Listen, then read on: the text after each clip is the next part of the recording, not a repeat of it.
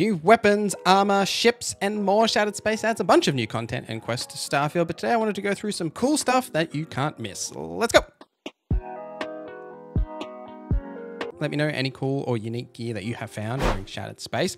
We'll start with this little cheeky vendor, as anytime someone says this, "You do not have approval to trade with me."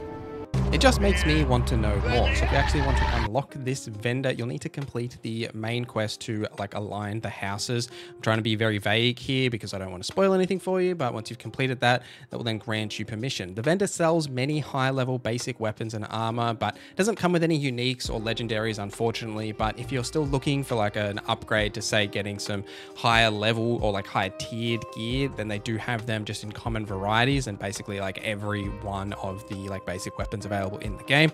But it's also a good place to sell anything you come across while exploring Vurun Kai, as there's not a whole lot of vendors in Dazra, so this gives you one option to sell some of the gear and things that you find throughout your exploration, and a place you can actually do that. The new grenades are actually pretty good. Now, to get them, you will need to complete that initial quest and then go talk to Ekres. He will give you the recipe so that you can craft the various different types of grenades at the industrial workbench. There are multiple different variants here, like the binding grenade, which freezes enemies in place, the charge variant, which does more damage than the conventional grenade, the lure, which creates a vortex horror wherever you throw it, the phasing variant that phases out targets in an explosion, and then realistically, they're all pretty expensive, so you're not going to be able to make a ton of these. If you want to farm the different resources, you can typically get this by farming the different phantoms or the horrors that you see, as they often drop the materials in order to create these. I have typically used the binding ones the most, as freezing enemies in place has been good to follow up with headshots and that sort of thing.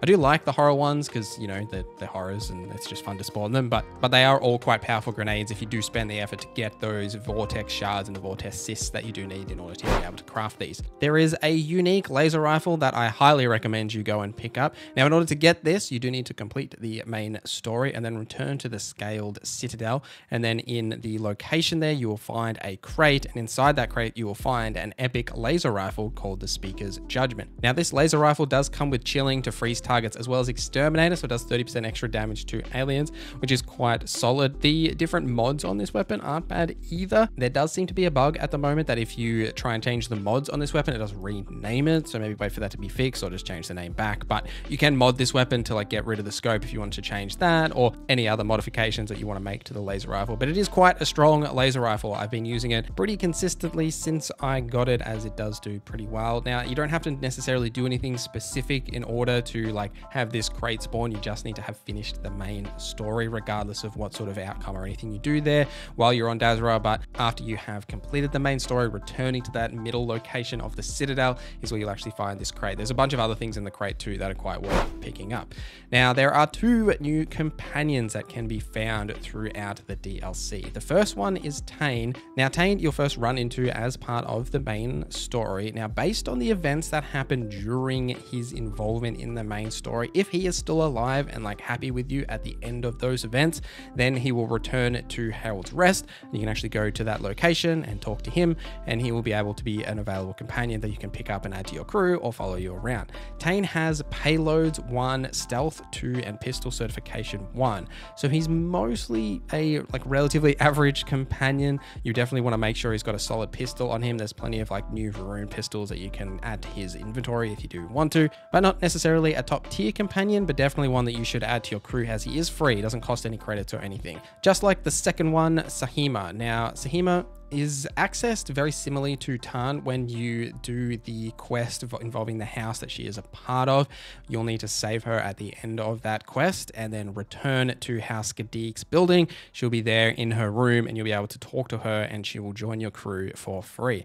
Now, Sahami comes with a EM Weapons 2 and a Neutronic Fusion 1 and Sniper Certification 1. So definitely want to equip her with some sort of a sniper. Could be that new Vurun one or some sort of rifle, whatever that may be. Of these two companions, I have found her to be more enjoyable to have with you. She's a bit more interactive, and I also just like her like personality a bit more than I do like Tarn. That's a personal preference, but that's entirely up to you. Now, you will need to save both of these throughout their quest lines in order to have them join you. There's nothing necessarily that you need to do outside of that. You just need to make sure they're alive at the end of the quest, and then once you have got to that point, they'll tell you where they're going to go. Like Tarn tells you he's going to go to Herald's Rest, and Zamani goes back to House Gadik, so you can go back to both of those and check them out there. Something that I will also mention here is that there are new outpost tab modules for the Varun. So there's 2 new modules. You can build an outpost, whether that be on Varun Kai or any of the other new planets or old planets, that's up to you, but you'll have access to those hab modules right from the start. Another thing I wanted to point out in this video as well is that there are a lot of new unique points of interest in like the DLC area, and like there's the handcrafted ones like around the city,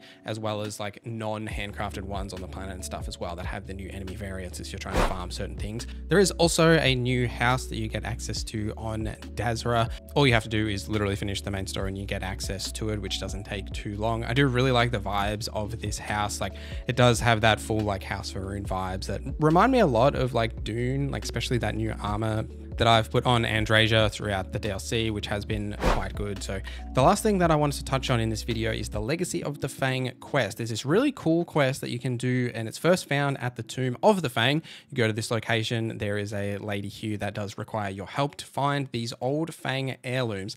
Now these Fang heirlooms are a spacesuit, a boost pack, and a weapon. Now the weapon itself does show up in your weapons list, but like all these items are broken. Like all you have to do is go to this location, do this quest, and you'll get these. It is a really fun quest. I do highly recommend that you do actually do. Now the downside here that I am still trying to figure out, like I've tried multiple ways to do this and maybe I'm wrong, but I feel like you have to be able to keep this gear for yourself and like repair them somehow, and I haven't been able to figure it out, and I hope that you guys may actually be able to, or maybe I'm just simply wrong, but it seems strange to me that there is a weapon that has this cool skin on it that actually shows up in your weapons. It is broken. You can like mod it and stuff, like all certain parts of it. Then the boost pack that's also broken, and the spacesuit that's broken, but I can't seem to repair them. Now, if you do like complete the quest, you have 2 options here to either give it to her father or give it to her. Giving it to her will repair them, but she'll like take them and keep them for herself. Like even after time has passed, it doesn't seem that she will give them back to you, or like something will happen. And then if you give them to the dad, he just like takes them and like that's it. There's nothing else there. There is this weird dialogue option that if you talk to the dad, that he will like think that you're wearing the gear and like attack you for it, or like think something happened with his daughter,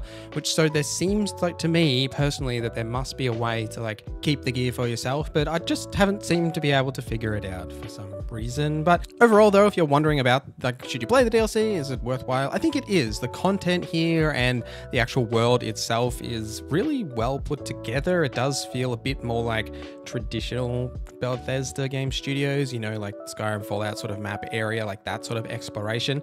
There is a serious lack of like unique stuff in this DLC that I have found. Like maybe I'm just completely blind, but you know, I've been talking to some other people and they haven't found much either. But what I mean by that is like there is new weapons and armor, but not unique variants or like cool unique stuff. Like there's no ship parts either, which I was kind of surprised at.